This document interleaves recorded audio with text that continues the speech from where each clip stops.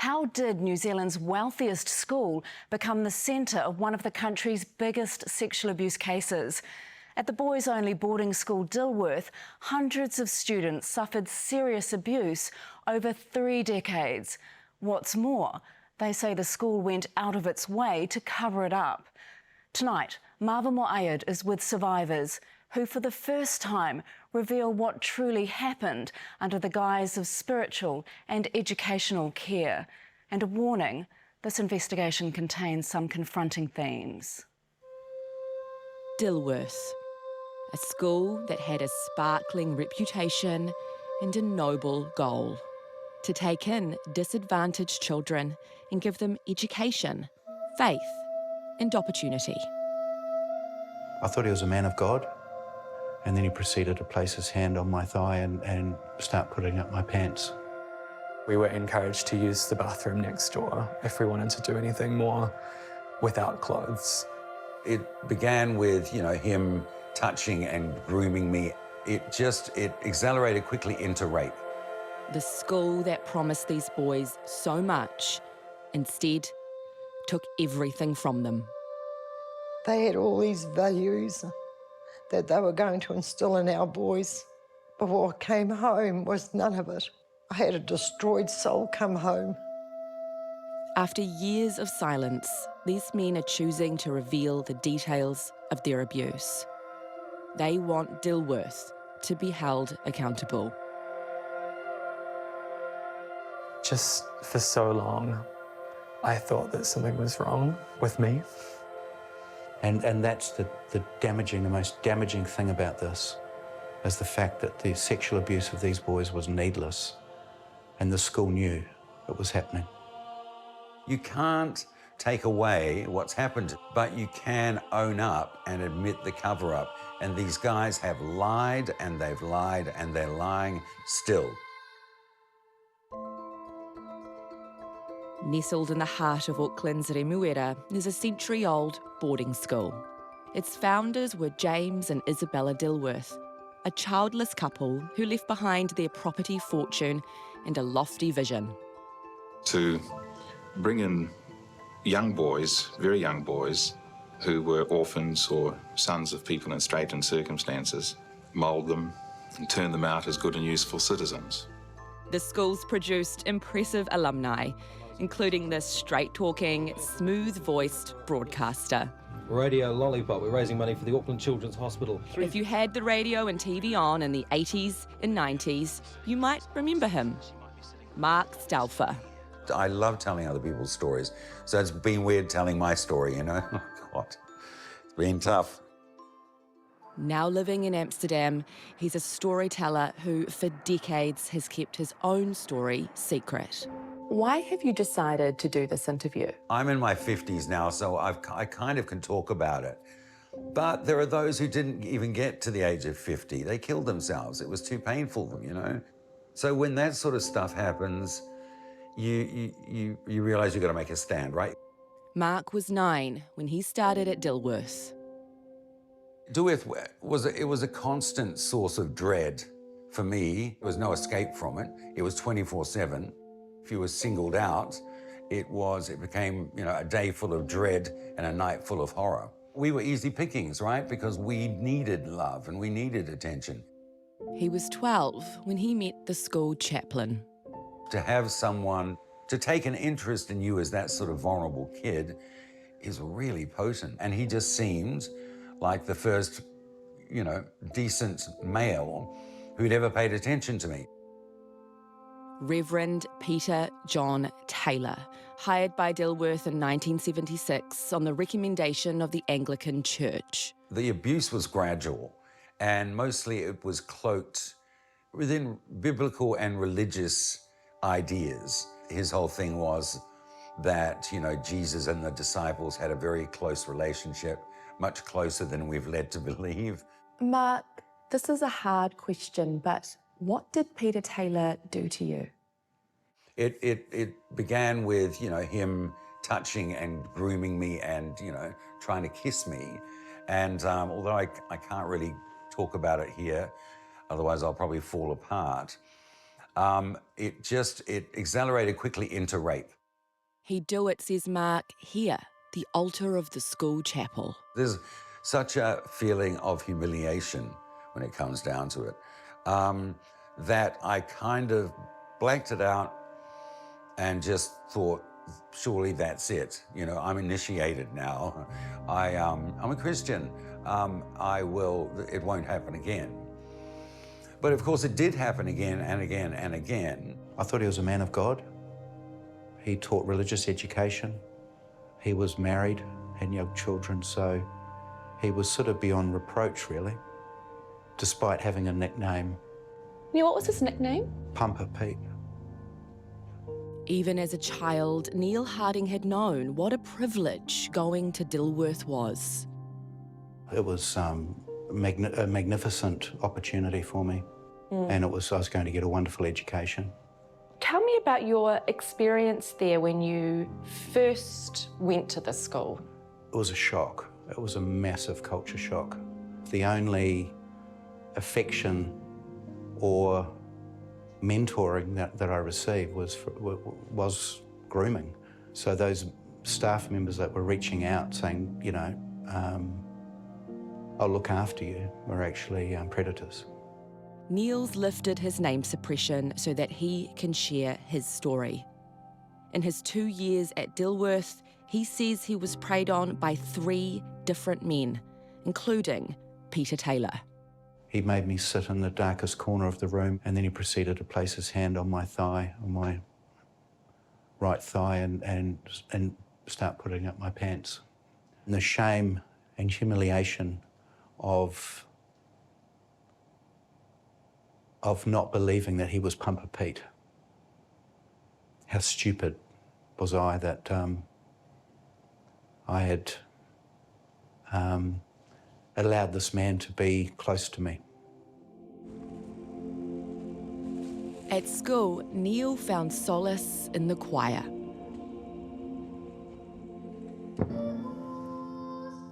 But now that memory haunts him. It's really sad because of the innocence of those boys singing that day when that was recorded and how their lives have been derailed. 2 of the boys that were singing have been abused and have committed suicide. Did the school know that this was going on? Yes. How do you know? I'm part of it, leading a class action of 130 survivors. And through the information from that the legal team from the class action have got, there's clear evidence that the school knew. Mark Staufer agrees. In fact, as a student, he told the headmaster himself that he was being abused. The headmaster blamed it on me and then called my mother into the school. Now, at this point, I'm going, hallelujah, this is it. They're going to fire, you know, they're going to expel me. I'm going home. They didn't tell her anything about what had happened. They just told her that I was, you know, misbehaving in such a terrible fashion. Mark was caned, then, he says, put into Peter Taylor's care. That was his job. They'd appointed him to make sure that I was doing what I was supposed to do. And of course, the rapes continued. How did you escape the abuse? So I came up with this plan to call the Sunday News. Mark found the newspaper's phone number. Then, late one night, he picked up the school's only telephone. I got as far as, you know, I'm here to report some terrible things going on at an Auckland school. And the tutor swooped in, grabbed the phone. So the next morning, of course, I was dragged in front of the headmaster, but I knew there's no way in the frickin' world they're gonna allow me to stay at the school now, right? They know I mean business. So sure enough, that's what happened. It was the happiest day of my life when I got into my mother's Ford Anglia, as I was like, my God, it's done. Documents show that in 1978, Dilworth knew at least 5 other students were being abused by Peter Taylor. That number later grew to 10. The school claims it carried out an internal investigation into the offending, but says the report was inexplicably destroyed years later. The police were never called. Instead, minutes from a Dilworth board meeting show Peter Taylor was allowed to quietly resign. It's just bullshit. It's bullshit. It's bullshit. Have you heard anyone say, what about the kids that did get a good education and that did get ample opportunities? Yeah, I mean, that's always the one they throw out, right? Oh, yeah, what are you complaining for? Look at what we're doing for you. We're giving you an education. It might have cost you a bit of ass raping, but hey, you're an accountant now. Peter Taylor died in 2012, aged 74. If he was alive, police say he'd likely join the list of 12 men already charged with sexual assault at Dilworth. The entire top echelon of these people knew exactly what was going on and were constantly being informed of this, and they did nothing about it. When you shut down and don't investigate abuse, it proliferates. Police launched Operation Beverley in 2019. They've already identified 139 victims at Dilworth, and investigators believe another 96 children were likely abused. I mean, the whole thing is shocking. I mean, the more you look at this, the worse it gets. After the break, a mother's crippling guilt. I have so much regret sending him to Dilworth. So much. And how the school dealt with a victim just last decade. Did you feel like the response of the school was to treat you like you were a sexual deviant? Yeah. Hi, matey. How are you today? Good for now. Just at the beach. Every day at 6:30 on the dot, this mum speaks to her son. I love you. Since he started using P, simple things like I love you are precious. He's in his third stint for rehab. And we're just going to have to take each day as it comes and be there for him and support him. He's chosen not to lift his name suppression, but supports his mum speaking to us. I feel real guilty as a mum that my son's endured what he's endured. But that guilt doesn't go away. And that's why I chose to do what I've done today. Her son's now 37. He was accepted to Dilworth as a child after his father died. It wasn't until his latter years that I noticed some real big changes. There was something inside of me telling me something was wrong, something was not right, but never thinking that he was being sexually molested at school, never. Reverend Ross Brown.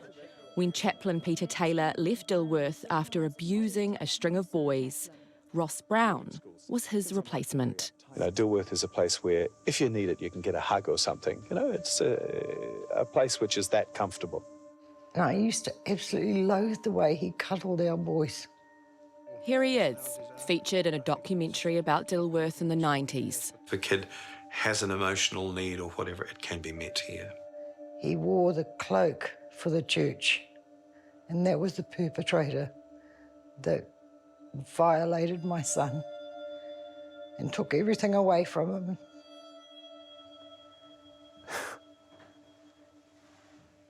Just for so long, I thought that something was wrong with me. 33-year-old Kieran Smith is another victim of Ross Brown. He's lifted his name suppression to speak with us. It was a really hard decision, but ultimately I didn't want to hide. Every student attends Dilworth for free. The Dilworth Trust holds more than $1 billion in assets. Dilworth is New Zealand's richest school by far. It's interesting hearing the bell. Does it take you back at all to being in school? Yeah, a little bit. Kieran was a model Dilworth boy, a straight A student. What were your first impressions of Ross Brown? I remember him being very jolly, I think is a good word to describe him. Yeah, very friendly, warm, intelligent. The next time I really spent more time with him was at the crypt. The crypt was the name of Ross Brown's office. Students would meet there after class to hang out. At some point, I think there were probably 12 people. We felt special, I think, that we were given a privilege, I think, to join this group that was a little exclusive. But the crypt had a sinister underbelly. Ross Brown was coaxing boys to kiss and touch while he watched. Did he ever stand up and say, boys, that's enough? No, never. And well, in fact, when we're testing those boundaries, we were encouraged to use the bathroom next door if we wanted to do anything more without clothes. By who? Father Brown. People watching this might say, well, this was the boys themselves. They wanted to do this.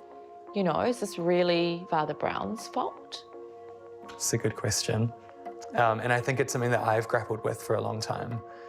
And why it was so hard to come forward. I would ask whether it would ever be acceptable for a teacher to be encouraging sexual activity between children. In 2006, Ross Brown was suddenly gone.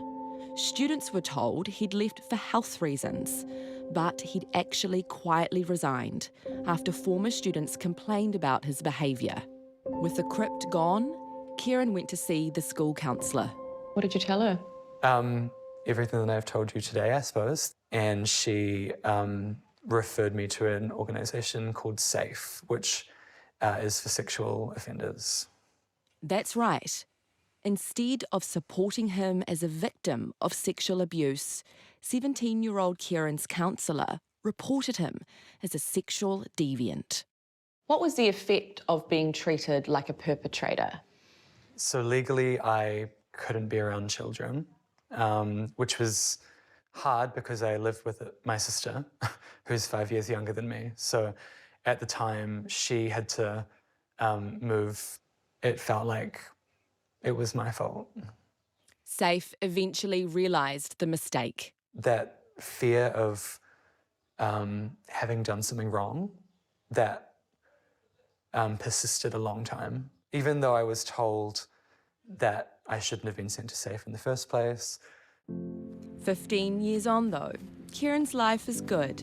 He's married, has a great job, and strong relationships with his friends and family.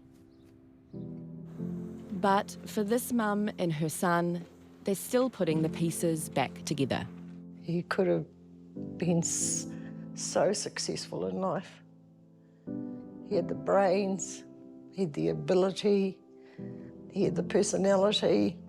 The P addiction is through the trauma he experienced at school.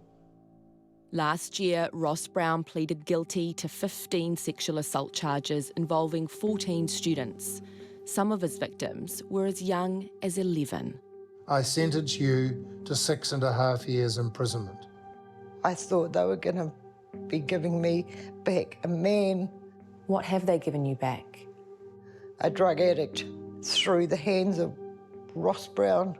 22 students between 1976 and 2007 say they told school staff they were being abused. That means Dilworth had 30 years of knowledge that their boys were being harmed. Kia ora, fellow old boys.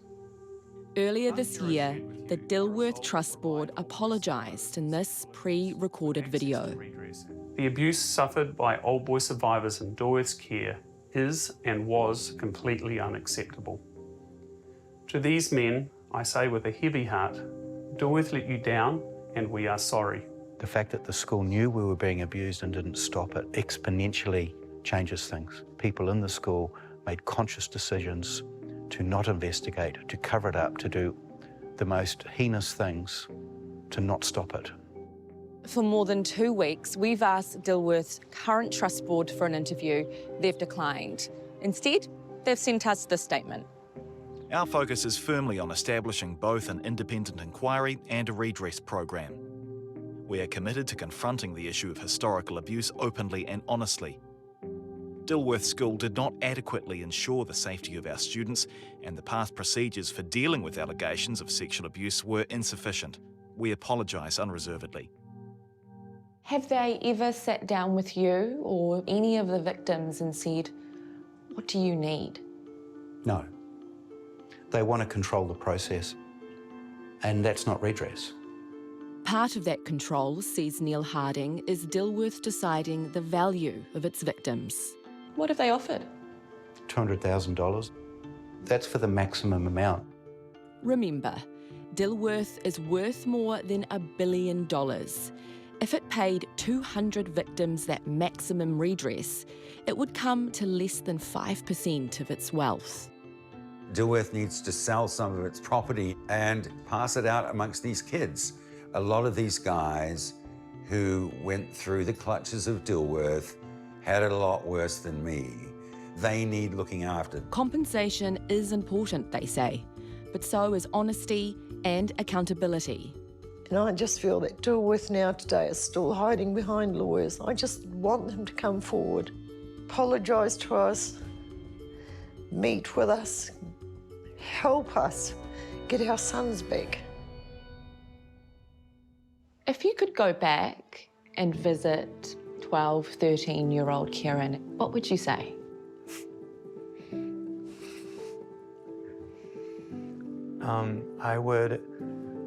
I would tell him that you're gonna have a really, really tough time, but it's gonna be okay. In the end, it's gonna be okay. So brave. Well, Mark Staufer is currently working on a screenplay, turning his harrowing story into a film. And the man in our story who had his identity hidden just finished rehab and is now 6 months clean.